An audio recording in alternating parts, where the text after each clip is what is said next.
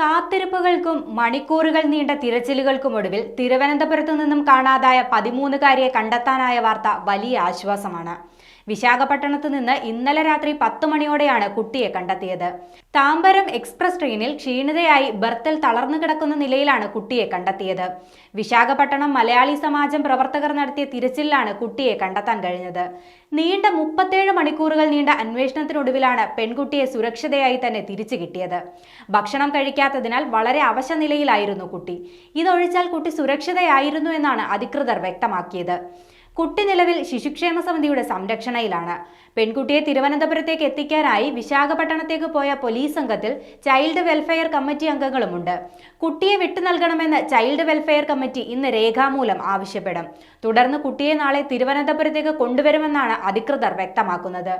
Kazhakkoottam police സ്റ്റേഷനിലെ 5-അംഗ സംഘമാണ് വിശാഖപട്ടണത്തേക്ക് പുറപ്പെട്ടത്. ഇവർ കുട്ടിയെ ഏറ്റുവാങ്ങിയ ശേഷം വിശാഖപട്ടണത്തെ മജിസ്ട്രേറ്റിന് മുന്നിൽ ഹാജരാക്കും. തുടർന്ന് കുട്ടിയെ കൗൺസിലിംഗിന് വിധേയമാക്കണം. മാതാപിതാക്കൾക്കും കൗൺസിലിംഗ് നൽകും. ഈ നടപടികൾ പൂർത്തിയായ ശേഷമേ കുട്ടിയെ മാതാപിതാക്കൾക്ക് കൈമാറുകയുള്ളൂ. സഹോദരിയുമായി വഴക്കിട്ടതിന് മാതാവ് ശകാരിച്ചതിന്റെ വിഷമത്തിൽ ചൊവ്വാഴ്ച രാവിലെ 9:30-യോടെയാണ് അസം സ്വദേശിയുടെ മകൾ തസ്മീത് തംസം വീട് വിട്ടിറങ്ങിയത്.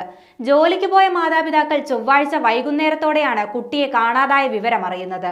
തുടർന്ന് പോലീസിൽ പരാതി നൽകുകയായിരുന്നു.